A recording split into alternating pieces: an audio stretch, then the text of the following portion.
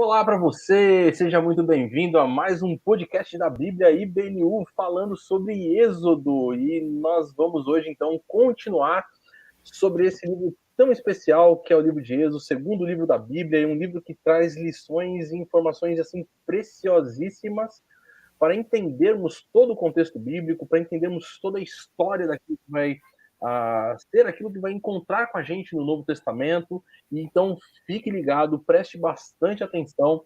Se você tem a sua pergunta sobre os capítulos que nós vamos aqui abordar, envie aí no chat para a gente poder conversar sobre isso. E também não esquece de compartilhar esse vídeo com os seus amigos, com os seus familiares, se inscrever no nosso canal se você ainda não é inscrito e curtir o nosso vídeo.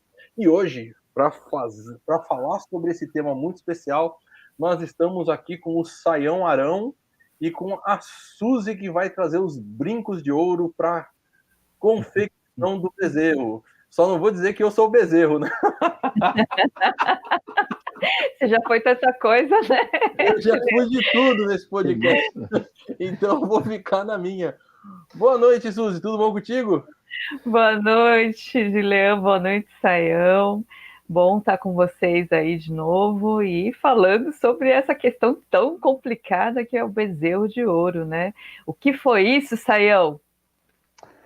Pois é, Suzy, boa noite, Dilean, boa noite. E de fato, né, acho que nessa hora de ver o bezerro aí que a vaca foi pro brejo, né? A coisa foi complicada e a gente precisa de fato, né, estudar aí o Êxodo direitinho, o Êxodo, o livro que tem o sentido de saída, né? Porque o povo, quando foi lá para o deserto, Moisés e Arão disseram para eles: saiam, saiam. Eles todos saíram, né? Então vamos estar aí em sintonia para poder acompanhar aí no passo do bezerro.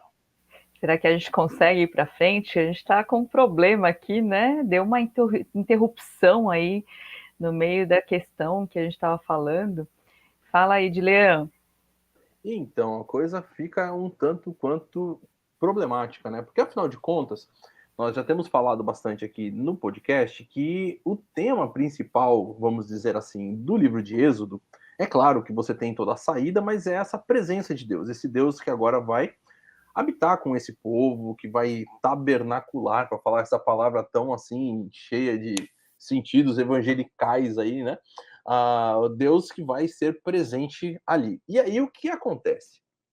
O que acontece é que Moisés ele está recebendo as tábuas, ele está ali naquele contato com Deus no monte, mas como que está o povo? Se a gente lembrar lá do capítulo 19, nós vamos perceber que o povo estava com medo do monte, porque o povo estava vendo a presença de Deus, os raios e trovões, toda aquela situação cinematográfica que estava acontecendo ali, e eles sabiam que Deus estava presente ali, e eles nem quiseram chegar perto, né? Eles estavam com medo dessa situação toda. Só que o capítulo 32, que inclusive você que está aí nos ouvindo nesse momento, ou nos assistindo ao vivo pelo YouTube, quer acompanhar, pode abrir aí a sua Bíblia em Êxodo 32, o que vai acontecer é que o povo começa a ficar meio impaciente, meio cansado aí, e o texto vai dizer que ao ver que Moisés demorava a descer do monte, juntou-se ao redor de Arão e lhe disse: e aí, faça para nós deuses. Olha aí a situação que vai acontecer agora.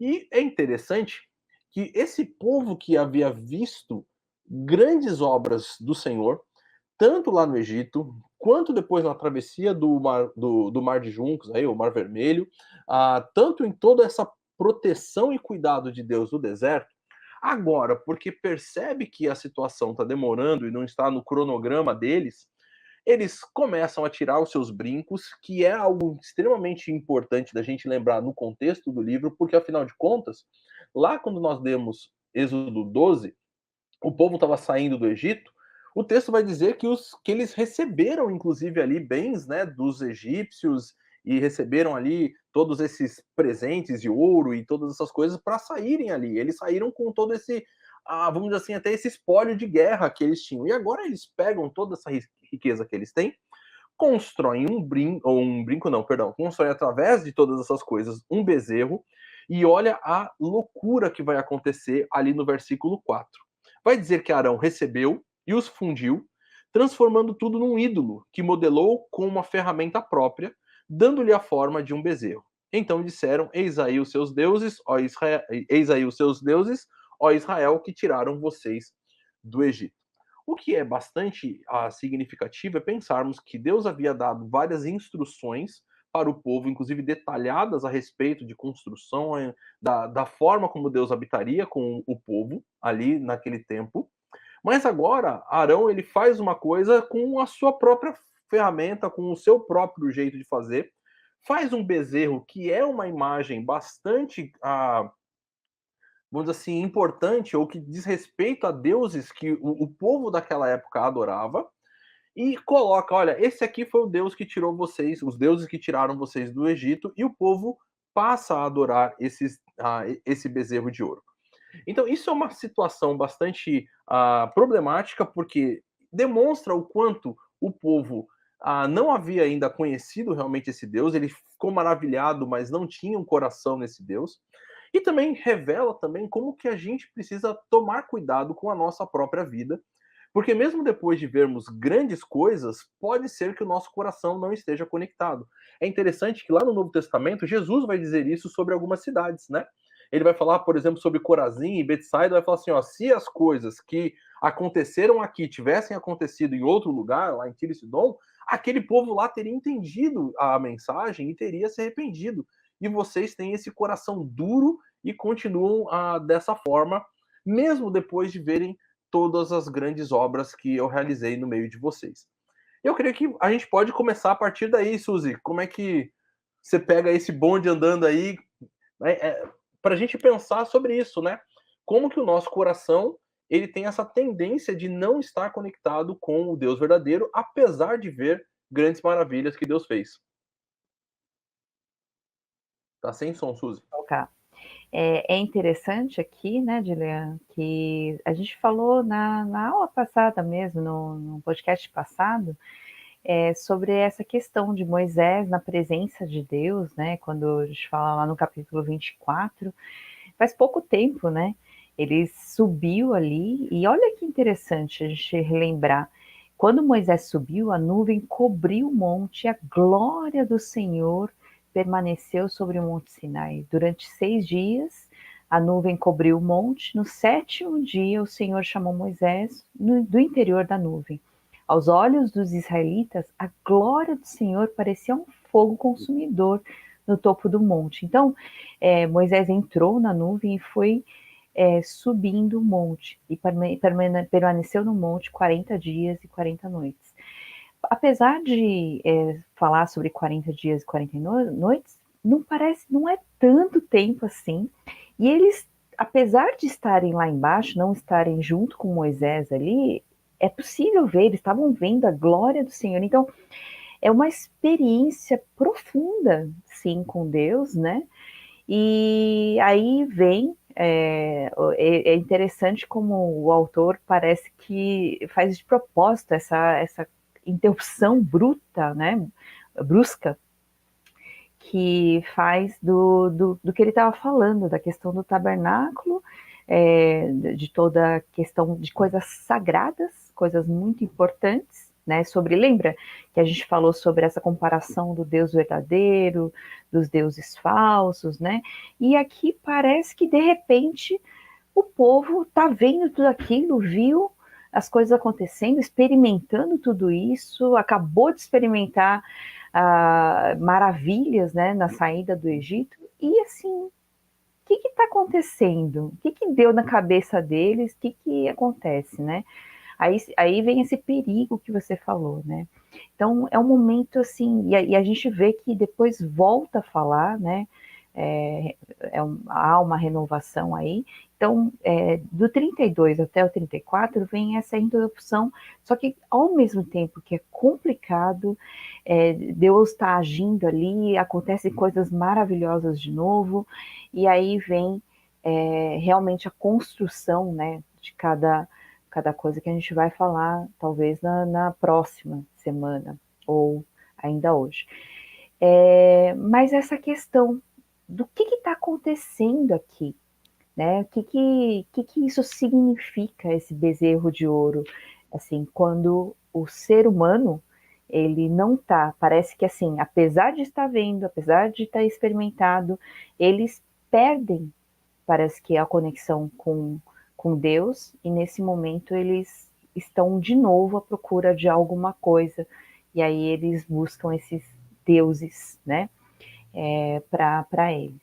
Então, é um momento, ao mesmo tempo, muito glorioso, né? E a gente tem que tomar cuidado para não ficar orgulhoso, né? Nesse momento que a gente está, parece que está bem, né? Parece que está espiritualmente muito bem, sei lá, você está ativo em tudo, você está maravilhado porque Deus fez alguma coisa na sua vida, e de repente a gente precisa ter esse cuidado para olhar se meu coração realmente está conectado com o Deus verdadeiro, ou a gente está em busca de deuses falsos, né? E aí, Saião, o que a gente podia compartilhar um pouquinho mais sobre essa questão? Olha, Suzy de Leão, né? E toda a nossa galera que está sintonizada aí, me parece, né? A gente está aqui no Monte Sinai, né? No deserto. Então, vamos tentar pensar um pouco na teologia da geografia, né? Porque é curioso, né, que a Bíblia mostra para a gente o que a gente tem aí nesse momento é assim um elemento apoteótico, né? Vamos dizer assim, Deus começou a se relacionar de maneira a ter uma comunhão mais intensa, profunda com Israel para habitar no meio do seu povo, e agora vem, assim, vamos dizer, o casamento, né? Vem aí a aliança, né? E nessa celebração da aliança, quando isso vai acontecer, curiosamente, surge esse cenário, né, que o monte treme, a presença de Deus está lá, Moisés vai lá receber as tábuas da lei, e nessa hora o povo se afasta da maneira mais brutal possível, né? Eles vão fazer um bezerro, lembrando muito provavelmente da ideia do boi, né? No Egito, como uma referência de força, de fertilidade. Eles vão fazer uma festa, o pessoal não faz ideia, acontece tipo um carnaval lá em torno, né, do bezerro. E aí a gente vê que essa história ela é meio parecida com outras, né?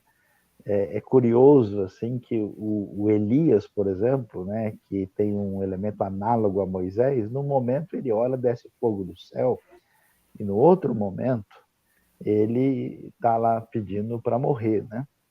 Então é uma coisa para a gente pensar, que é aí que eu falo da teologia da geografia, né? É que quando a gente está no alto da montanha é que surge o vale mais profundo e perigoso, né? E eu fico me perguntando por quê, né? Porque tem uma ironia muito forte nesse texto, né? Porque exatamente nesse momento mais especial é que surge a tolice mais assim escrachante, podemos dizer, né? Bizarra, fora do padrão que se poderia imaginar. Possivelmente, pensando sobre o assunto, é porque quando a gente tem os momentos favoráveis, celebrativos, eufóricos e exuberantes da vida, a gente, de alguma maneira, dá um jeito de achar que isso tem a ver com a gente, né? E a gente transfere a glória, né?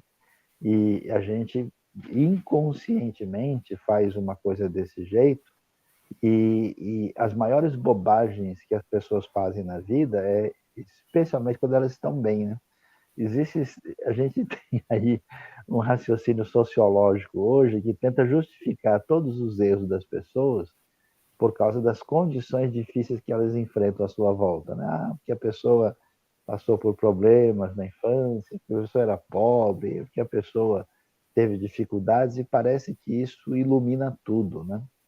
Mas é curioso que exatamente quando está no bem bom, no máximo, no momento da celebração, é que o pessoal resolve fazer a bobagem maior. Então, eu acho que tem muita luz, muita direção, muita advertência, e talvez até ajude a gente a imaginar porque Deus não nos dá montes sinais todos os dias, né?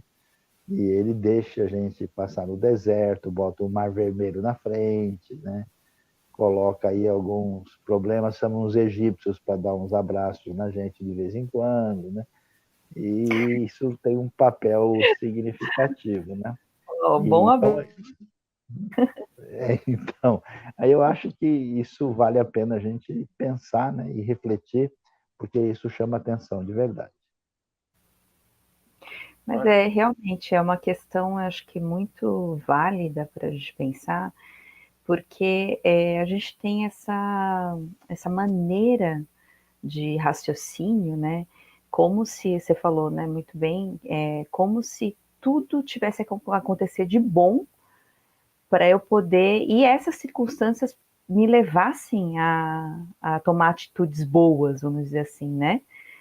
E o que não é verdade. O nosso caminho, muitas vezes, quando a gente tem essas crises, passa por dificuldades, os sofrimentos, né? Os faraós no meio do caminho, né? O Mar Vermelho e tudo, e isso muitas vezes realmente nos ajuda a enxergar Deus, a buscar Deus de verdade, né? E não os deuses que estão dentro da gente ou que a gente deseja, né? Manipular de alguma forma, os ídolos, né? Que são a nossa imagem e semelhança, né? Então, mas o que eu acho curioso aqui, eu acho que o mais assim, acho que o maior assim interrogação que deixa inicialmente, ou pelo menos assim um choque maior, é que isso vem de alguém que assim foi chamado por Deus, assim, né? Foi Arão, ele foi chamado ali junto com Moisés para fazer tudo aquilo. Ele estava à frente.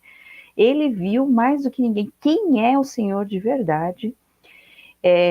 Participou das reuniões com o faraó lá, ele estava do lado de Moisés, ele estava em todo o processo.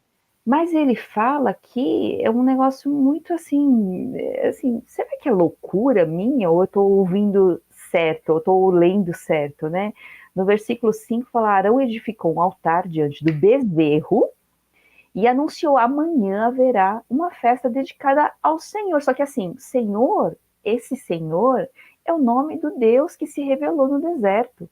Então, como pode, né, assim, não cabe na nossa igreja, né, a igreja de muita gente, essa questão, como assim o pastor, né, como assim o sacerdote, né, alguém que foi, e ele é que fala, só que é realmente muito curioso, porque aqui ele está falando aqui, né, vamos dedicar essa festa ao Senhor, e falando do nome de Deus, aquele que se revelou. Então, é um negócio chocante demais, né, Sayão?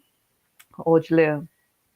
É assim, é muito chocante tudo aquilo que a gente vê, porque Arão, ele inclusive tinha autoridade. Quando a gente lembra da história, de todo o contexto, Moisés ficou naquela, eu não sei falar e tal, e Deus falou, então leva Arão. Então, assim, realmente demonstrava que Arão tinha, inclusive, uma autoridade, porque ele foi o cara que pôde falar.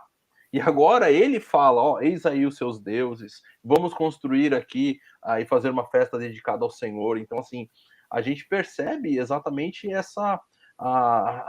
esse coração até mesmo nesse meio da pressão, porque Arão tinha que ser a pessoa ali naquele momento que fala assim, não, peraí, Moisés está lá no monte, vocês não estão vendo tudo que está acontecendo? Não tem Deus aqui construído pelas nossas mãos, não tem outra coisa para a gente fazer, né? Mas ali naquele meio, quando o povo começou a falar, ó, Moisés está demorando, ele simplesmente invade, né? Ou ele entra na onda e acaba cometendo algumas coisas. Eu talvez vou colocar aqui alguma coisa, eu sei, depois o Sayão pode me corrigir e dar uma direção melhor, mas até pensando na pergunta que a Carol fez, perdão, gente, quando ela fala sobre a questão do monoteísmo, né? Ela pergunta se temos como saber se os israelitas se consideravam monoteístas, mesmo sendo escravos de uma nação politeísta. O André, que escreveu aquele livro Os Outros na Bíblia, ele, por exemplo, defende a ideia de que eles não eram necessariamente politeístas, mas eles eram enoteístas, né? Eles dedicavam a um Deus só, essa ideia do enoteísmo, né? Então eles adoram um Deus, mas eles reconhecem as outras divindades, né? Eles não deixam de acreditar nas outras divindades, mas não sei se a gente poderia colocar aqui necessariamente como a gente tem mesmo na nossa cultura brasileira, né? A pessoa que ela crê em todos os santos, mas ela fala, o meu santo é o, sei lá, o São Jerônimo, né? Então, assim, esse é o meu santo particular, né? É o santo da minha casa, o santo da minha família, né? Mas todos os outros santos também são santos. Eu não sei, dá para fazer uma correlação com isso ou é muito diferente?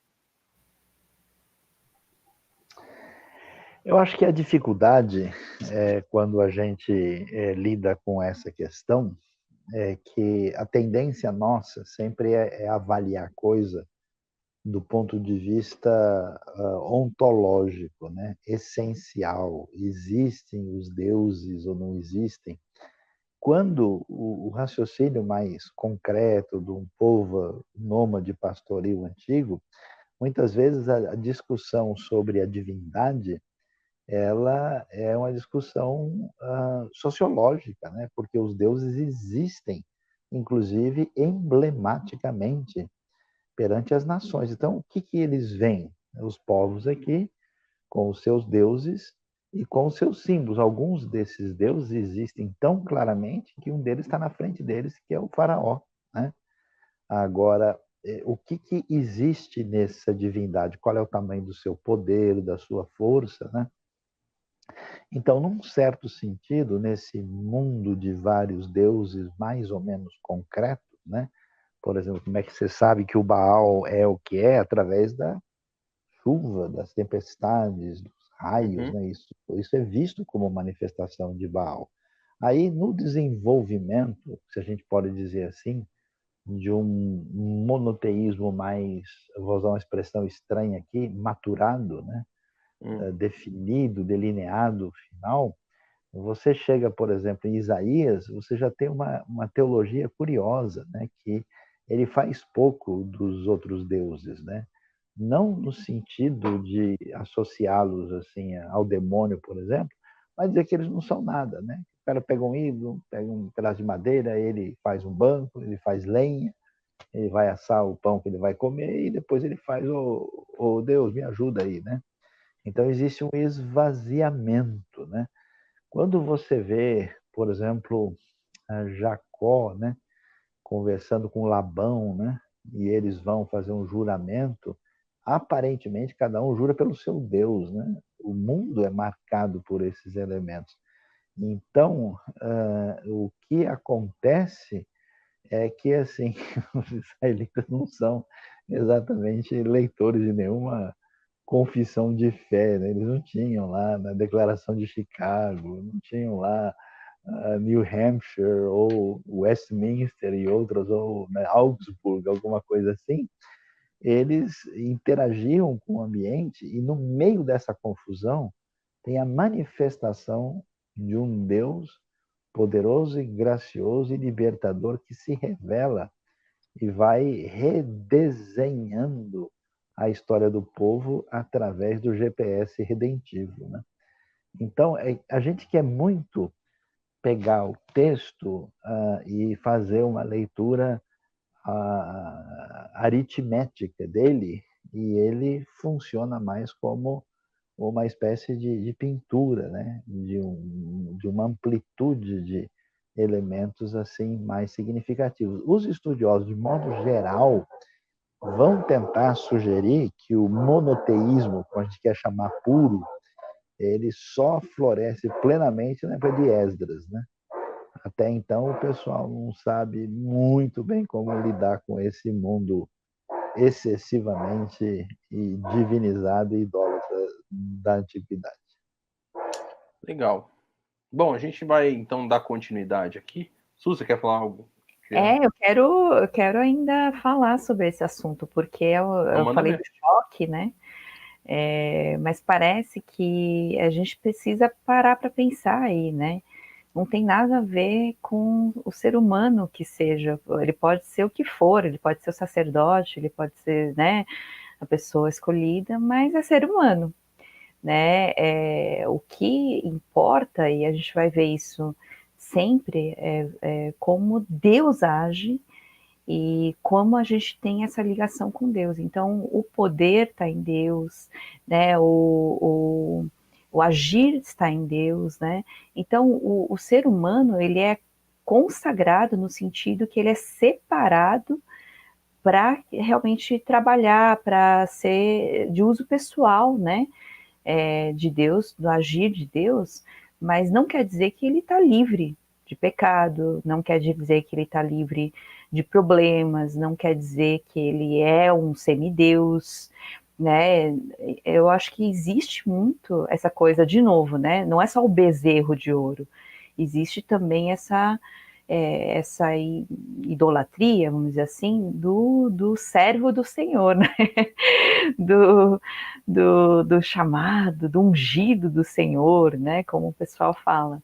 Então, ele é suscetível a erro, é uma pessoa, né, um ser humano, e a gente pode ver no momento mais apoteótico que você falou, né, Sayão? No momento mais glorioso, e ele tendo vivido tudo aquilo, mesmo assim, ele fala, olha, vamos festejar, vamos adorar aqui, né, ao Senhor, diante de um bezerro de ouro, né? Ele é capaz de fazer isso. E a gente tem que ler a continuação, né? Ele cai na farra. Não é qualquer coisa, não. É muita festa. É que nem o Sayão falou, é carnaval, né? É comer, beber, né? E se entregaram à farra. Então, é um negócio que a gente precisa parar para pensar se a gente não tem feito isso com as pessoas, que são simples pessoas, apesar de estarem, né, às vezes numa posição, às vezes tem uma liderança, tem uma oratória, foi chamado para Deus para aquele, por exemplo, ensino, para, né, para pregar, para, enfim, mas a gente tem que lembrar disso, né? É um ser humano e é capaz de ser suscetível a erro também, né? Então, é válido? Sem dúvida, Suzy, sem dúvida. Eu acho que realmente um bom ponto você levantou, porque às vezes parece que é um ponto meio que, vamos assim, pacífico, mas na verdade não é. A gente percebe que não é, né? A gente, se fosse realmente essa situação, vamos dizer assim, dessa separação plena, total, no sentido de que não tem mais nenhum tipo de erro, pecado, coisa assim, cara, não dava para eu estar aqui falando de jeito nenhum, né? Eu tinha que realmente, sei lá, estar escondido debaixo de uma caverna mesmo. Mas é pela graça de Deus, né? Lembrando até do apóstolo Paulo, que ele fala: olha, eu só tenho a louvar a Deus porque ele me considerou fiel e me trouxe para o ministério, né? Para esse trabalho. Então, assim, não tem outra coisa. A gente lembrar do apóstolo Paulo mais uma vez falando assim, poxa, miserável homem que sou, né? Porque a gente esquece disso, a gente tem talvez uma tendência de um certo louvor e adoração à pessoa que talvez faz parte exatamente dessa nossa cultura idólatra, né? De desvirtuar do trabalho e daquilo que Deus está fazendo e colocar o holofote aonde não está. A gente esquece que Deus está se mostrando grandioso aqui no monte e a gente olha para a pessoa que está aqui, né? E fala assim, poxa, olha só essa pessoa X ou a pessoa Y, né? E a gente esquece de que, na verdade, a pessoa é um pecador e Deus está usando ela da forma como também está usando a gente em outras áreas ou em outras realidades. Então, realmente foi bem especial. Obrigado por atentar a isso aí. Eu acho que a situação é mais séria do que a gente imagina, porque vamos ver assim, né, o pessoal, né, eles saem de uma condição de dominado para exercer a liberdade, né? Eles estão a caminho de uma promessa esperançosa lá na frente. Eles foram abençoados por movimentos extraordinários de Deus em seu favor, né? E quem está lá na ponta dessa jornada é o Arão, né? O Arão é mais velho que o Moisés, 3 anos, né? Ele é celebrado, ele é o braço direito. Até hoje, quem anda ali na Jordânia, né, passa ali no Monte Hor, né? Os judeus até hoje vão visitar ali, entendendo que possivelmente ali é o túmulo do Arão mesmo. E aí você tem toda uma redefinição do espaço, né? Onde o conceito de sagrado, de especialmente separado, de próximo do divino, se define, e a indumentária que consagra isso pertence aos sacerdotes, né? Você tem o sacerdote comum, com 4 roupas distintas, e o sumo sacerdote.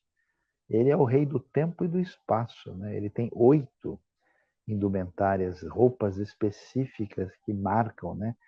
Toda a religiosidade, toda a fé entre os israelitas envolve essa questão da separação em relação a Deus, lidando com a culpa, com o pecado, com o perdão, e toda a dinâmica se dá, né, nessa conversa com os símbolos da vida e da morte, que tem a ver com sacrifício, com sangue, e o indivíduo que entra uma vez por ano lá é o Arão, né?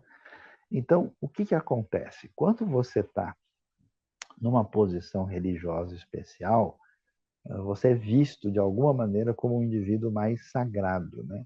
Eu acho que, por exemplo, no nosso meio, as pessoas gostam de usar esses títulos, né? A presbítero, diácono, evangelista, pastor, e já tem até apóstolo e outras coisas que vão além disso, né? Bispo, né? E então você tem uma categorização diferenciada. Você tem uma influência sobre as pessoas, porque as pessoas entendem que o seu jeito de explicar, dizer, orientar, ele é determinante e fundamental, né? E então, é muita coisa, e aí não é que a gente está numa situação de ser uma pessoa legal e como todo mundo é falho, a gente pode falhar também. Nós estamos numa situação mais perigosa. Por exemplo, a gente diz o seguinte: olha, se o cara gostava de beber, se você soltar ele no bar lá, é perigoso, né? Porque vai que ele se engraça e ele está num ambiente onde não há segurança. Se você solta um indivíduo que tinha uma vida promíscua e uma vida voltada para as drogas e solta ele lá no determinado ambiente e fala, agora o cara vai se dar mal, né? Então, possivelmente, o ambiente sagrado é um ambiente nada seguro para as pessoas que executam atividades religiosas. Porque ao aproximar-se de Deus, num certo sentido, a gente corre o risco de conversar com Satanás, de querer pegar o lugar divino. Por isso que na Bíblia você tem alguém disse uma estatística, Dr. Shedd dizia isso, né? Ele dizia que dos que começaram bem na história bíblica, só 15% termina de maneira favorável. Os outros 85% afundam tremendamente. Então, assim, acostumar-se com o sagrado na função religiosa é parecido com o caminho do bêbado que se aproxima do bar. A gente, na verdade, está numa situação de risco maior. Por isso é tão assim necessário e complicado a gente prestar atenção nisso, e não é sem razão que a história está aí. Não é que o Arão fez um acidente, ele fez algo que na expectativa divina é algo que a gente poderia esperar e imaginar. Não sei se eu ainda posso ficar na live ou vou ser expulso, né? Mas eu acho que a coisa é mais complicada. Sim, eu acho que são os dois lados. O que eu quis dizer é do outro lado, né? As pessoas divinizarem o Arão, né? Colocar ele como se fosse no lugar de Deus. Aí foi o lado que eu falei. E eu acho que dá para a pessoa, no caso do Arão, é o que você falou, é muito assim, problemático e assustador, na verdade, né? É assustador o que você pode fazer numa posição de liderança, você sabendo que tem uma influência, né, sobre tanta gente, e você tomar essa glória para si e tomar atitudes complicadas, assim, porque isso não só você vai ficar bêbado e você vai ter um problema, mas você vai levar uma multidão a ter piores problemas, porque você não sabe quem é quem, e às vezes uma pessoa mais frágil também pode sofrer muito mais, né? Então, realmente é muito assustador nesse sentido, e é perigoso a gente nunca deve realmente se acostumar com o sagrado, lembrar quem é Deus, de novo, né? A gente, lembrando lá do início, quem é Deus, quem sou eu, né? E qual deve ser o nosso relacionamento. É algo muito importante que não deve ser esquecido nunca, né? Só que aí eu vejo assim, né? De Leança, eu vejo assim, sei lá, Deus tem um humor, sei lá, nesse momento, não sei se a gente pode rir, porque é tão assustador, tão trágico esse momento, mas Deus chega com um jeito de falar com Moisés, ele chega assim, desça, porque o seu povo, ele fala, que você tirou do Egito, corrompeu-se. Quer dizer, não foi Deus que tirou do Egito, por que ele está falando aqui? Porque esse povo é o seu povo que você tirou do Egito. Então, é interessante como Deus trata com Moisés nesse momento e o que ele quer dizer realmente com isso, né? Ele, claro, é um momento importante, um momento assim eu nem sei se é uma ira, né? Porque depois fala, né? Deixe-me agora para que a minha ira se acenda contra eles.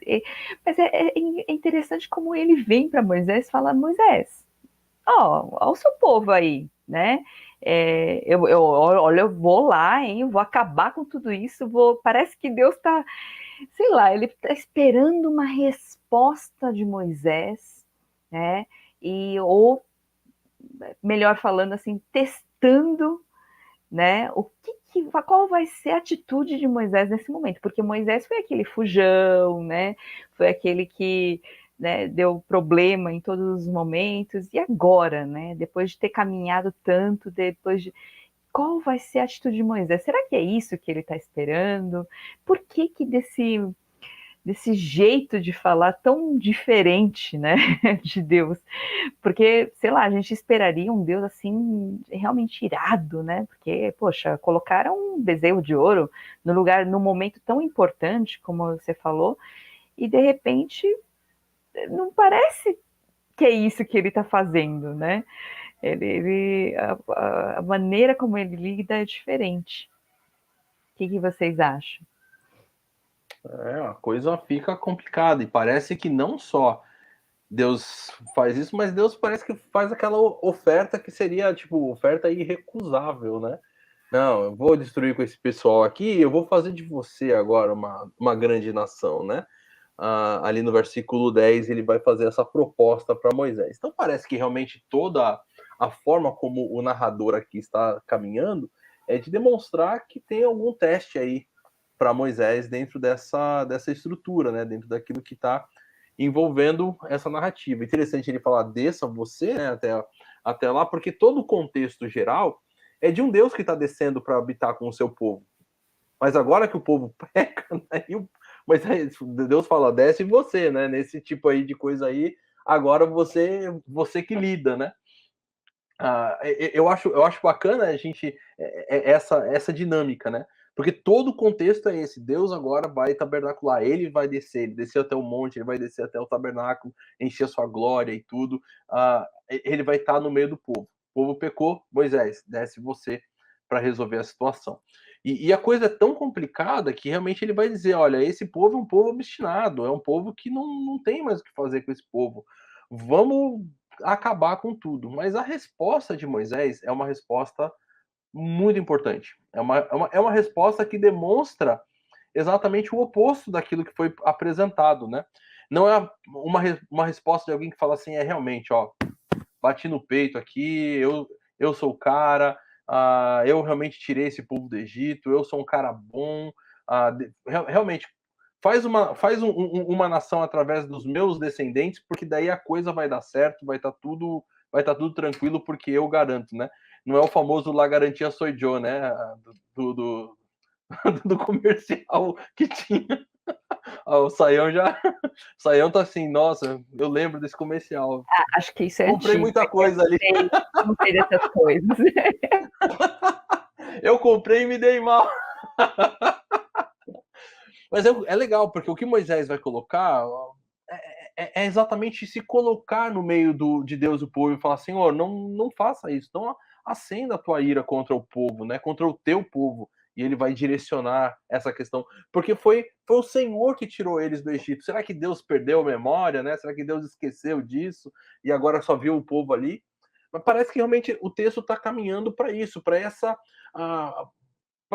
compreensão de quem Moisés é e desse relacionamento que ele tinha com esse Deus tão grande e tão poderoso, mas que se relacionava com Moisés face a face e que tinha essa liberdade do próprio Moisés para com ele, né? Talvez a gente poderia falar assim, não, eu não jamais falaria assim, isso não tem jeito, foi Deus falou que fui eu, então fui eu, né? Eu não vou discutir com Deus. Mas Moisés fala assim, não, Senhor, foi o Senhor, a sua mão poderosa é que tirou o povo do Egito. Né? Então parece que vamos assim, esse sistema de um teste aí, ou essa coisa que está ao redor de um teste sobre o coração de Moisés e sobre essa liderança, sobre um Moisés que vai estar firme com o seu povo, parece que está em evidência aqui dentro do texto. Eu queria estar lá para ver o tom dessa conversa, porque é algo muito diferente, assim. Por isso que a Bíblia é muito legal, né, Sael? E aí, que tom que é esse? Fala pra gente. Então, uma coisa curiosa, e que talvez por isso que é tão importante a gente ler a Bíblia, ler com atenção, né? E até para redefinir muita coisa na nossa cabeça que a gente acha que tem a ver com Deus e não é bem assim, é que Deus, na verdade, faz uma provocação para o Moisés, né? Porque a coisa é tão assim curiosa, porque Moisés não queria saber disso. Ele percebeu que esse negócio de tirar o povo do Egito era roubada, era fria, era difícil. E ele saiu fora, ele foi cuidar da vida dele. E Deus deu aí uma opção muito tranquila para ele. Moisés, ou você vai ou você vai. E Moisés diz, ok, então eu vou, né? E ele foi. E Deus até criou um cenário complicado, eu vou endurecer o coração do faraó. Depois de tudo isso, quando chega no momento principal, o povo faz o negócio, né? Depois vocês têm que me explicar que o negócio que o Arão chega e fala, e saiu esse bezerro aí. Depois de tudo isso, Deus chega e diz, desça lá, porque o seu povo que você tirou do Egito fez isso. Se eu tivesse no lugar do Moisés, eu teria chutado o balde e falado, Deus, agora você me desculpa, você está de brincadeira. Como assim eu quis? Não, vamos conversar sério aí. Bem que eu avisei para o senhor que esses caras são carne de pescoço, esses caras são complicados. Avisei que era perda de tempo mexer com isso. E então Deus faz uma provocação, e essa provocação parece que tem uma função significativa de revelar para a gente a caminhada transformadora de Moisés. Porque Moisés, quando ele começa a sua jornada, ele tem o foco voltado para si, né? Ele vai lá resolver a coisa no braço, ele mata um egípcio. Deu ruim, ele foge, ele some e vai lá para o deserto trabalhar com o sogro e abandona o projeto, né? Agora, quando Deus vai atrás dele para falar sobre isso, interessante, Moisés se apegou ao povo. Ele pede para Deus, Deus só não pode acabar com eles, porque Deus tem o direito de fazer isso, porque, vamos dizer, eles concordaram com o contrato. Né? O que eles fizeram ali, né? Não tenham outros deuses para se comparar comigo. E eles fizeram isso de maneira escrachada.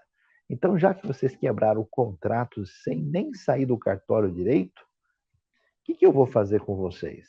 É, e então Deus faz isso, e é curioso que há uma espécie de provocação de inversão. Né? Moisés adquire um tom totalmente bem-aventurado. Senhor, não pode fazer isso. Olha, esse povo, ele se preocupa com o povo e se preocupa com o que vão dizer de Deus. Né? Então, ele entra numa, numa vibe de alteridade, altruísmo, assim, curiosíssima e extraordinária, o que sugere para a gente que, mesmo a gente sendo o que a gente é, mesmo Moisés tem uma culpa de homicídio na sua história, né? Ele tem uma jornada altamente problemática, altos e baixos. Quando a gente caminha pela fé com Deus, sendo tudo aquilo que a gente é e a nossa história nos apresenta, é possível passar por uma caminhada onde o reflexo desse agir divino aparece na nossa vida. Então, assim, o texto é muito, muito demais, assim, nesse sentido, né? E ele, eu diria assim, é encantador, né? Realmente é um negócio muito... Por isso que eu nunca me acostumei com a Bíblia até hoje, porque é muito show de bola. Você pensar que Moisés convoca Deus ao arrependimento. Senhor, se arrepende aí, meu. Então, mas é legal isso aí, Dilean, por quê? Porque as pessoas que estão fora dessa sintonia, né, é como alguém que, sei lá, ele está acostumado a trabalhar num lugar onde ele guarda parafusos em caixinha e ele vê uma obra de arte e fala, não, esses desenhos tá tudo esquisito, tudo errado, aqui não dá para pôr nenhum parafuso. Né? Então aí o pessoal começa a tentar corrigir o texto. Não, mas Deus não se arrepende. E começa a dar explicações sistemáticas para remendar aquilo que o texto parece ter deixado imperfeito. Mas a força do texto é exatamente isso. Senhor, arrepende-se do mal que vai trazer sobre o seu povo. Então, assim, o colorido, a força, a beleza, o impacto do texto é algo assim de tirar o fôlego da gente. É um negócio para lá de encantador, né? E Deus atende, né? Ele não faz isso mediante essa intercessão de Moisés, que usa a palavra que Deus usa para mandar a gente se arrepender. Então, é assim, é Exatamente. espetacular, é muito demais. Eu realmente fico fascinado com esse texto, porque Moisés chega para Deus e fala: Senhor, se arrepende. E o Senhor tá, eu me arrependo. Então, e claro que aí as pessoas tentam ficar colocando isso aí em caixinhas e usar essas palavras dentro de sistemáticas e tudo, mas o texto exatamente é um texto dinâmico de uma conversa entre esse Deus que é o soberano sobre todas as coisas, um homem que é falho e pecador e um histórico totalmente complicado, mas que estão vivendo nesse relacionamento tão bonito que nós podemos ter com esse Deus. E isso mexe, não tem como não mexer com a gente e não tem como transformar a nossa percepção de quem esse Deus é e de como esse Deus age em relação à vida. Olha, eu vou dizer uma coisa talvez um pouquinho mais complicada, né? Aí a gente entende por que a gente faz o bezerro de ouro. Uhum. E o bezerro de ouro é um Deus seguro, é um Deus palpável, é um Deus brilhante, um Deus que eu posso pôr onde eu quero, é um Deus que é feita a imagem e semelhança do elemento sensorial e que apoia os meus desejos imediatos, né? Então, num certo sentido, a teologia torta que a gente constrói, ela é um bezerro de ouro.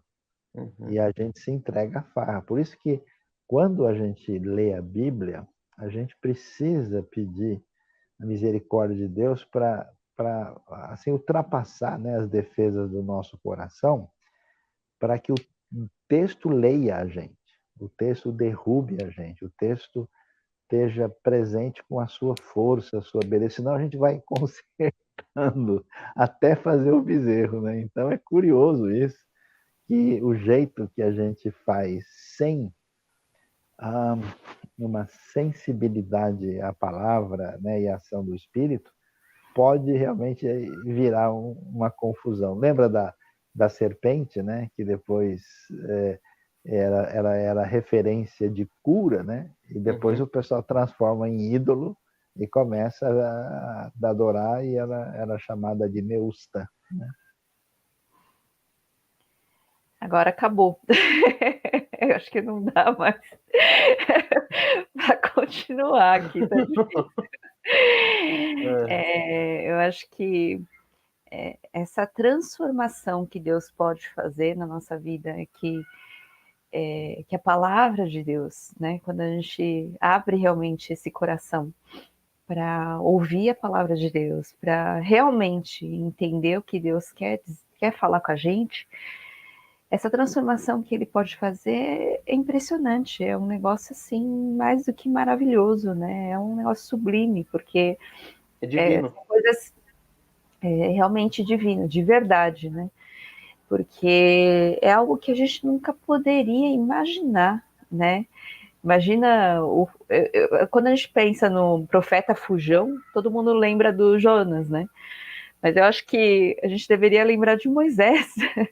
É o cara que mais fugiu, mais deu problema, né? Assim, Deus falando com ele ali diretamente, ele fala: não, Deus, então, o senhor não manda outro, porque eu não sei, né? Não sei fazer isso, não sei fazer aquilo.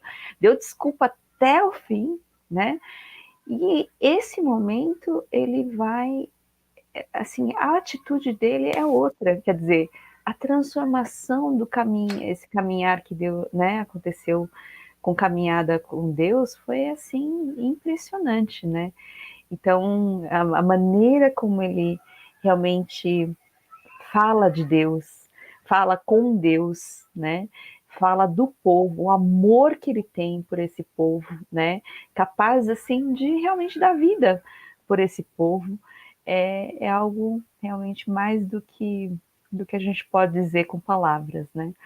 Então não tem como realmente não se emocionar com esse agir de Deus. Mas falando aí um pouquinho mais para frente, a gente vê essa questão. Eles cometeram um pecado, né? Eles têm um problema. Esse mesmo Moisés que estava lá falando com Deus, pedindo, né, Deus, o Senhor que tirou eles do Egito, como é que as pessoas vão ver o Senhor, né? Tem misericórdia desse povo, né? Agora ele vai descer, quando ele se aproxima do acampamento, ele vê aquilo, né? Ele de repente ele realmente, que é uma coisa é ouvir falar, né? Outra coisa é você ver. O próprio Moisés, ele não se segura, não. O negócio mexeu com Deus, agora mexeu comigo. Aí vem, né? Ele vai lá e quebra, joga as tábuas no chão, né? Quebrando. Aí pega tudo e começa a moer até virar pó, né? Espalhou na água e fez, né? Os israelitas beberem aquilo lá, né? E aí ele vai falando. Então, você vê que porque ele é chamado depois do homem mais manso, né? Como o pessoal fala, né? De todos. E a gente não vê isso. A gente até tem uma mensagem, né, do Saião falando isso, né, da questão da ira, né? E se irar é pecado. E parece que aqui não é bem pecado, não, né? A gente vê essa ira santa, A ira, né? Mas é pecado ou não pecado ter jogado as tábuas no chão, saiu? Pra gente pensar. E aí, Dilean? Então, a questão aí fica realmente. Eu tava pesquisando aqui já no negócio do YouTube para ver se eu achava a mensagem lá, depois eu pesquiso. Da ira Ah, tem. Daí depois eu pesquiso e coloco lá no chat. Mas a coisa é grande, gente. É coisa tão pesada que um pouquinho antes disso aí, Josué, ele ouve o que está acontecendo, porque Josué também não está lá no pagode todo, né? Ele está lá, mas ele está afastado, né? E aí ele olha, quando Moisés está chegando, ele fala assim: Moisés, está tendo guerra lá, né? Tá, a coisa tá, o negócio está pegando, né? Ah, a coisa é complicada. E Moisés vai colocar: ó, não é canto de vitória nem canto de derrota, mas ouça o som de canções. E quando ele chega lá e ele vê isso aí, e eu acho que o autor é realmente ele trata isso de uma forma normal, porque Moisés pede Deus não se ire, mas ele se ira, né? Você tem essas inversões no texto extremamente propositais, não é uma questão assim de tipo, foi um erro, foi uma situação. Não, é proposital de ver como a coisa está acontecendo. Talvez ele tivesse naquele momento pensado aqui, gente, eu tô sendo herege só, tá? Tô falando do meu pensamento. Ele também, só talvez você chegou e falou assim: caramba, eu devia ter deixado Deus fazer aquilo mesmo, viu? Agora que eu cheguei aqui, Senhor, você quer voltar aquela conversa no tempo ali um pouquinho, né? Mas ele não só, então, como líder do povo, ele se ira, ele age em justiça e ele, inclusive, pune o pecado, de certa forma, né? Porque ele faz, inclusive, ele desmancha aquilo lá, faz os israelitas beberem, aquela situação com uma situação de bem didática ali, do povo ver que pecou e tá errado. Eu sei que talvez hoje tem até aqueles caras lá em algumas cidades aí que é chique, né? Você comer pedaço de carne com não sei o que de ouro, não sei o que, mas a situação ali não é essa, né? Não é uma coisa chique, né? Mas ele não tá dando uma água sofisticada, né? Com ouro. Ele tá exatamente mostrando o pecado e aquilo que o povo fez. E é interessante que depois disso ele ainda vai virar para Arão e falar assim: e aí, o que esse povo fez para que você levasse a tão grande pecado? Ah, eu não sei se nesse momento a ideia principal é tentar coletar de Arão uma situação de falar assim: não, eles colocaram a arma na minha cabeça, eu não tive outra alternativa, né? Ah, ainda tentando falar assim: não, não é possível, o meu irmão, pelo menos, tem que salvar. Mas o que a gente vê, na verdade, é que Arão tá na roça mesmo ali, né? Ele fala, não te enfureças, ele já sabe que fez a besteira e precisa, então, agora dessa correção. Mas a ira de Moisés é uma ira santa, porque é uma ira contra o pecado, é uma ira que envolve a correção do povo para que o povo se volte para a aliança e se volte para Deus. E aí, Sayão, o que precisa corrigir das coisas que eu falei aí? Já que hoje eu sou o bezerro, então agora acabei de ser destruído na água, vai.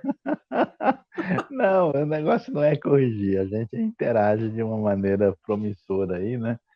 É interessante, eu não sei se a mensagem é quando a ira divina minha alma ensina, alguma coisa assim, talvez, eu não tenho certeza. Ficar irado pode dar bom resultado. Eu coloquei já. Isso, desculpa, é ficar Já. irado, desculpa, né? Quando ficar irado pode dar bom resultado. Então, a gente tem uma ideia, né, na cabeça, que é uma ideia que não faz parte do contexto bíblico, né, que aquilo que envolve o sagrado é uma coisa mansinha, bonitinha, né, aquele Jesus de filmes de Hollywood, com cara de quem chegou do hospital, né, com toda aquela coisa bem assim, distanciada da realidade da vida, né? E na Bíblia, claro, né, o que você tem? A ira é o sentimento, a reação ética e profunda diante da injustiça e da maldade, né? Você vê um sujeito grandão espancando uma criança de maneira perigosa, você fica indignado, porque eles querem pegar o cara e derrubar, né? Então, esse tipo de sentimento, de reação, é completamente compreensível. Agora, a Bíblia não funciona do jeito que a gente quer, né? A gente sempre tem negócio, o negócio está tudo certo, está tudo errado, na caixinha A ou na caixinha B. Eu não vou dizer que Moisés ter quebrado as tábuas foi uma coisa boa. Eu acho que misturou, que funciona assim, né? A gente, ao mesmo tempo, tem uma reação positiva e favorável, mas no meio a gente costuma dar umas escapadas assim.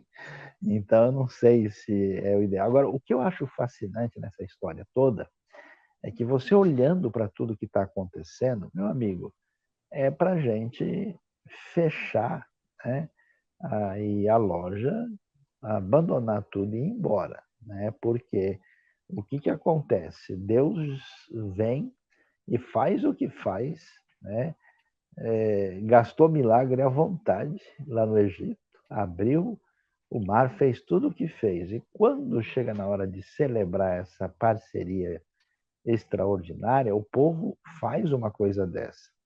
E não só faz uma coisa dessa, mas o cara que era o indivíduo mais importante na celebração do relacionamento age dessa maneira e ainda tem a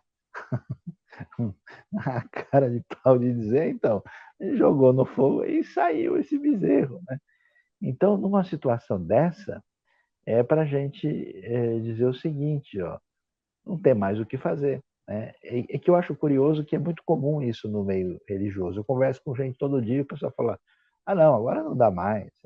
Agora a apostasia que tem hoje, do jeito que a igreja está, do jeito que as coisas estão indo, hoje não tem mais.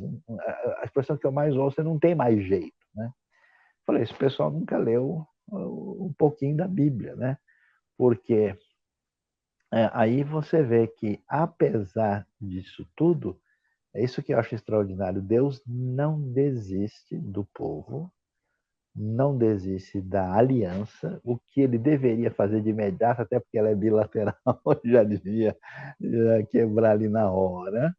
Não desiste do próprio Arão, que continua, né?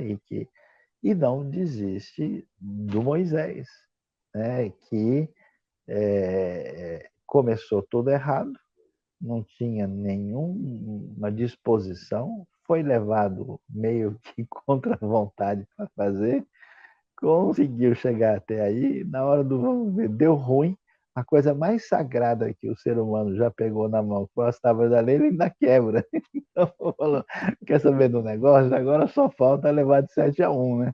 Porque não tem condições, né? A gente levar de 10-1, são 10 mandamentos, né? E aí você vai ver que... E a coisa que eu acho tão extraordinária é onde é que está isso, né? O texto que fala de toda essa situação, desse descontrole de Moisés, dessa atitude irresponsável de Arão, todo esse negócio está bem no meio, assim, né? Assim como Deus faz aliança com Abraão, e ele faz isso no capítulo 15 e faz no capítulo 17. No 16, você tem a história de Agar e Ismael, né, que mostra a reação, a contrapartida perversa humana diante da promessa e aliança divina. Aqui tem uma coisa semelhante. Né? Você tem a construção do tabernáculo, né, as ordens, você tem a construção detalhada no meio para celebrar a morada divina no meio do seu povo. Tem a história do bezerro de ouro com os dois, com o garçom especial servindo as mesas, o nosso querido senhor Arão, que aprontou muito de toda essa confusão. Acho que é interessante a gente lembrar disso, né? Você já comentou, mas não tem como domesticar, né? Não tem como dominar o texto bíblico nesse sentido. O texto bíblico é que tem que falar com a gente, porque é impressionante demais. Assim, se você realmente lê com atenção, não cabe na nossa cabeça, né? Não cabe no nosso, nem o tipo de relacionamento, nem como esse Deus, quem é esse Deus, qual é o tamanho da misericórdia, da graça desse Deus, como ele lida realmente com, porque ele é o Deus Todo-Poderoso, ele é o Criador dos céus e da terra, ele é o Criador de tudo, né? E na verdade ele é digno de tudo isso, ele deveria receber naturalmente ele deveria receber, ele é digno de tudo isso, mas o ser humano insiste em ir contra ele, em desobedecer, em fazer tudo, né, da pior maneira possível, né, assim, dizer, olha, eu é que eu sei o que eu faço, eu não quero saber de você, do Senhor, e eu vou fazer meu próprio Deus, né? Na verdade é isso aqui, né? E a mesma coisa foi com Abraão. Deixa eu resolver aqui que Deus não está conseguindo fazer as coisas. Deixa eu dar um jeito aqui, dar uma mãozinha para Deus, né? E eu acho que a gente tem muitos momentos que quer dar essa mãozinha, quer dar uma ajudinha para Deus, né? Porque Deus não sabe resolver. Mas justamente eu acho que esse texto revela a gente realmente não consegue fazer nada. Qualquer momento, e é um instante, né? A gente precisa estar o tempo todo buscando a sintonia com Deus, buscando realmente. Não é uma coisa assim que você faz uma vez, acabou a ligação, né, permanente.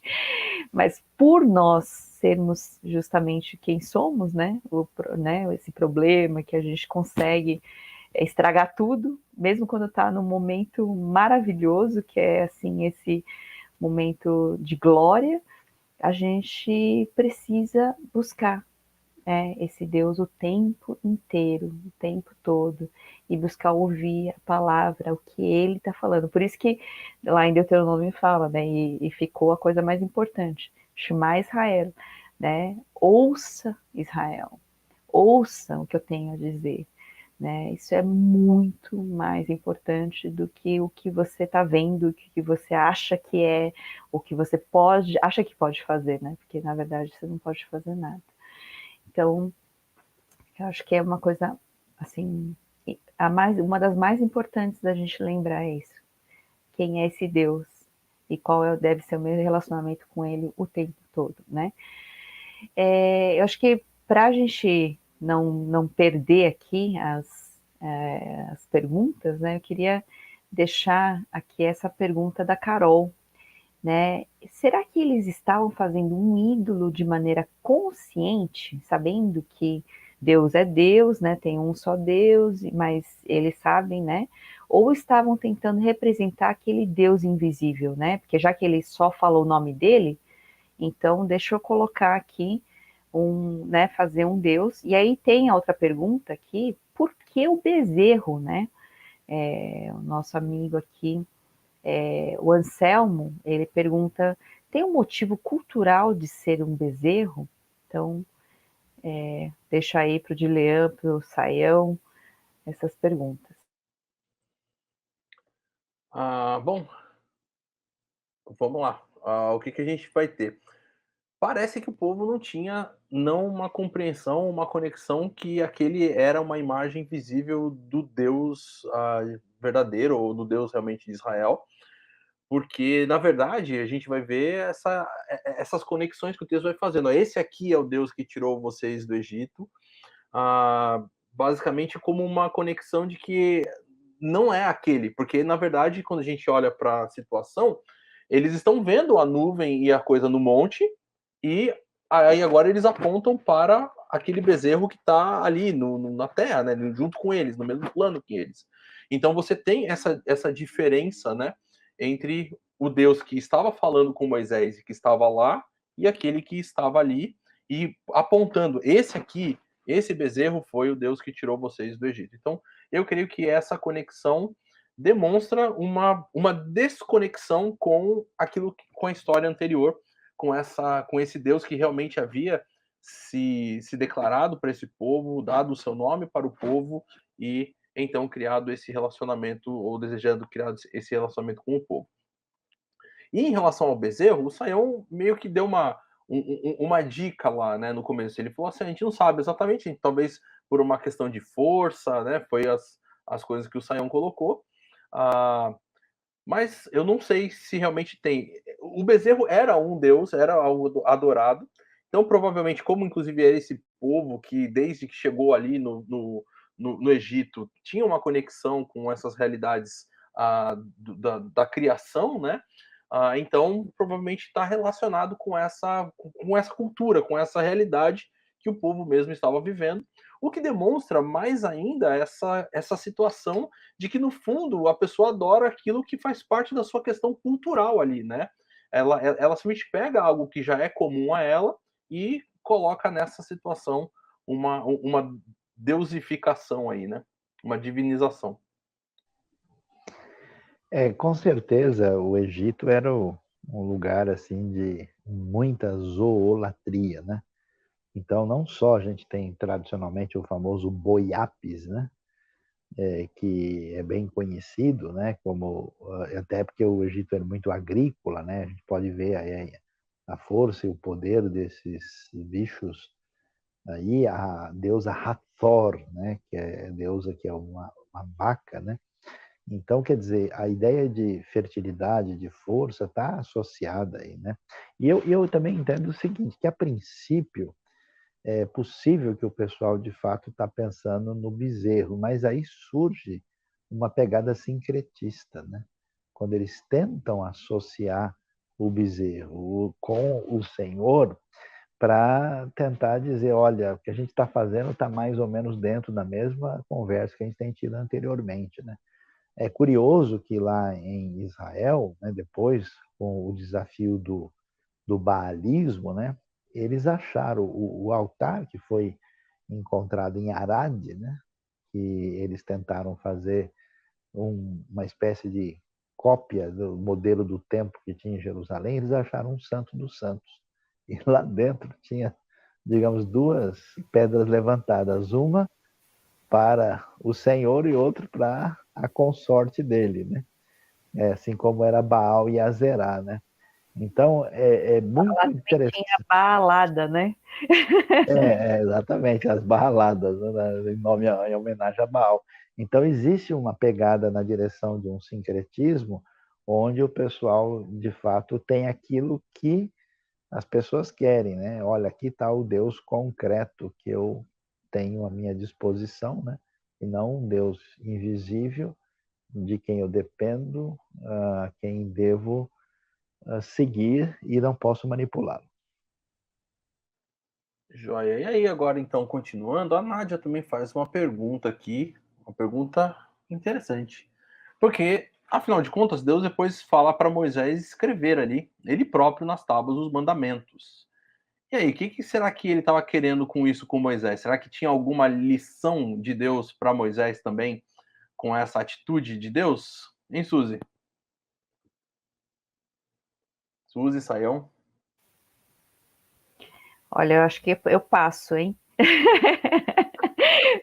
Porque, como eu falei, tá difícil aqui de entender. Eu queria pelo menos ter o tom, né, de como Deus está falando com Moisés, porque esse momento é tão assim, é Singular, maravilhoso, né? é muito, muito único, né, esse momento. Então, eu passo, Sayão, me deixo para você.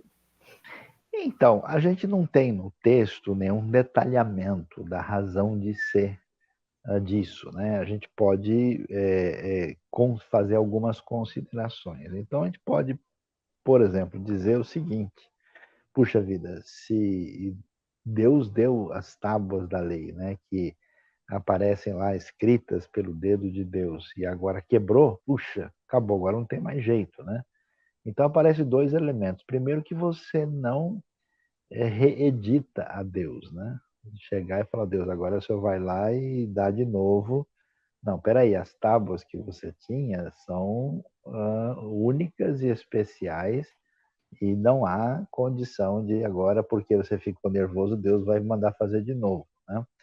Então, as segundas tábuas, elas vêm, então, a partir de um fato que, apesar de que Deus não está sujeito a uma repetição que é refém de uma atitude impensada do ser humano, o conteúdo não está perdido. Então, Moisés vai, né, escrever esses mandamentos, que são os mandamentos de Deus, e eu, pessoalmente, tenho a minha desconfiança aqui, que se essas tábuas ficassem preservadas como tábuas, de fato, do dedo de Deus, meu amigo, ia faltar bezerro de ouro, ia ter tábuas de ouro, ia ter tudo, porque até o próprio Moisés, quando morre, né, Deus esconde o seu corpo, né, porque senão ia ter peregrinação para o túmulo de Moisés lá permanentemente, né, por causa dessa postura humana que a gente chama de fabricante de ídolo, né, de alguma maneira sacralizar indevidamente aquilo que não deve ser sacralizado. Então, o pessoal ia examinar, deixa eu ver a ranhura aqui, como é que será esse sinal desse... Sem ter nada, o pessoal já acaba vendo um monte de coisa e sacralizando cada negócio mais absurdo, né? Tem gente vendendo pedaço da cruz de Cristo e espinho da coroa até hoje em tudo quanto é lugar, né?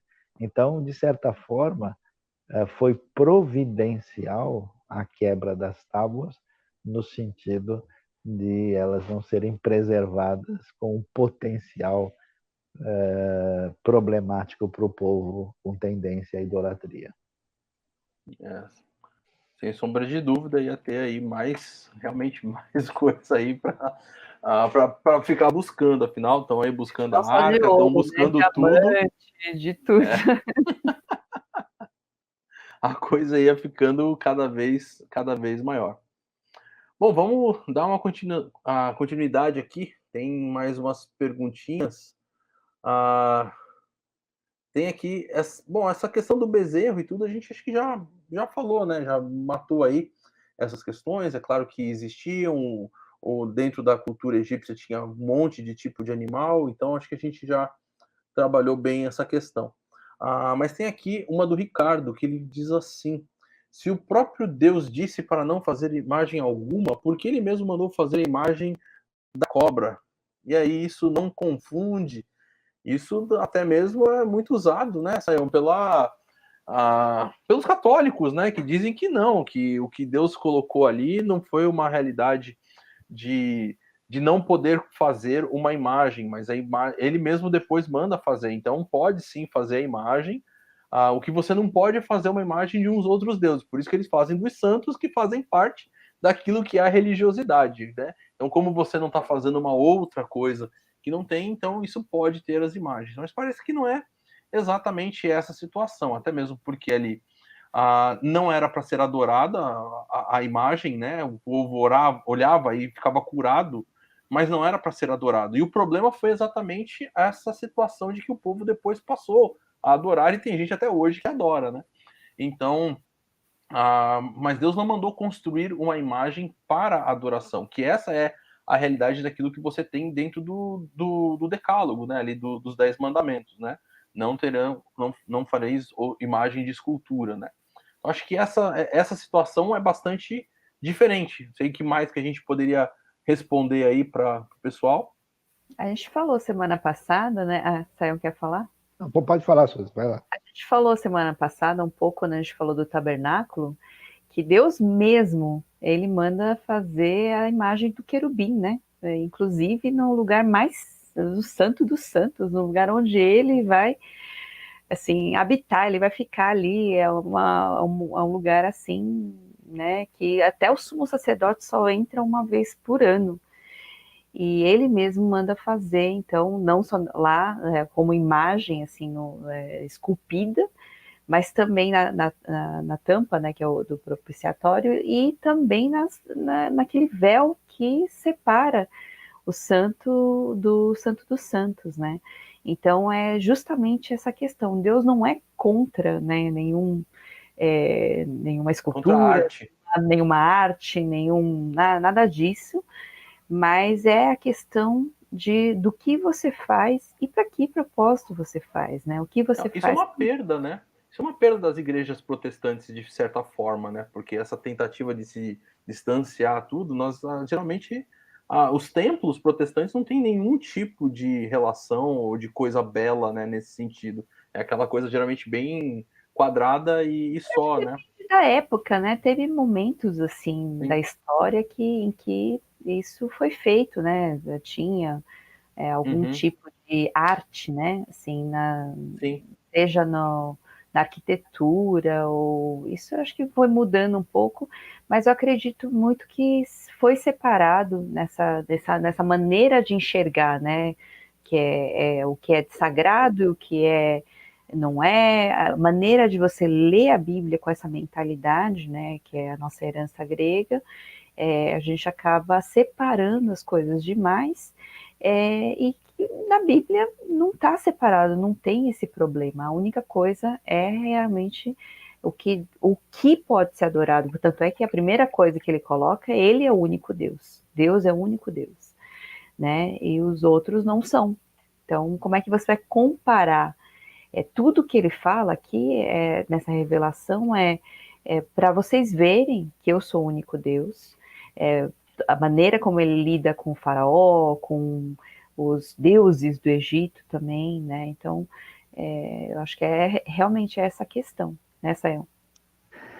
Então, o que a gente tem aí é o que eu posso chamar do problema da estética maculada, né? E o pessoal não entende o que está por trás do cenário, né?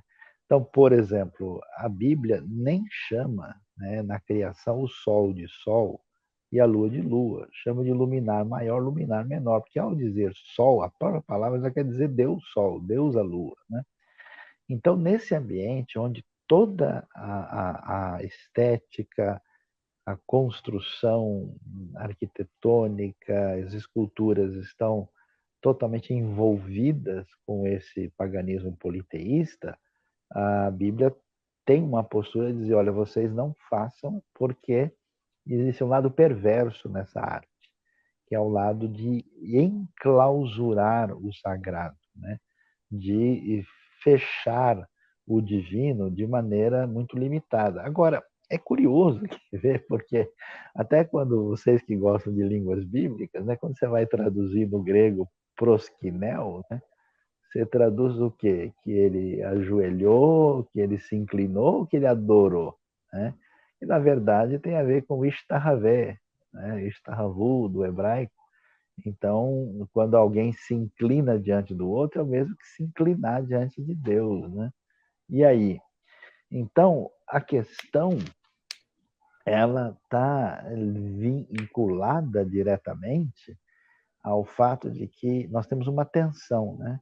A arte pode ser um condutor do sagrado, um elemento que nos leva à direção dessa admiração maior e suprema que rende tributo àquele que é superior, ou ela pode ofuscar e tomar o lugar do sagrado.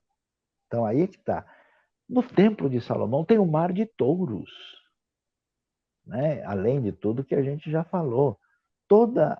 Ainda que não seja de imagem de escultura, toda a estética do templo, do tabernáculo, é uma construção sólida, tridimensional, que evoca a realidade do sagrado no convite da celebração da presença divina. Então, não há nenhum problema. O problema é que, dependendo de como essa arte é conduzida, a arte engole o sagrado. E como em Israel isso era vital, fundamental para a sua, vamos dizer, sobrevivência de fé, o texto bíblico fala sobre isso. Mas, como vocês disseram corretamente, o problema não é simplesmente a arte, ou a escultura, ou a pintura. O problema é o desencaminhamento, né, quando a arte se degenera em idolatria. Por isso que a gente nunca pode ler o texto de maneira simplista, né? Porque quando você vai falar assim, o texto nesse lugar fala isso, no outro lugar ele parece falar o contrário. Há uma contradição. Na verdade, existe um contraponto complementar, onde os dois elementos fazem parte de uma realidade maior. Bom, acho que a gente já está chegando aí no nosso finalmente, né? Estou vendo a Bom, imagem de você discutindo esse assunto aqui.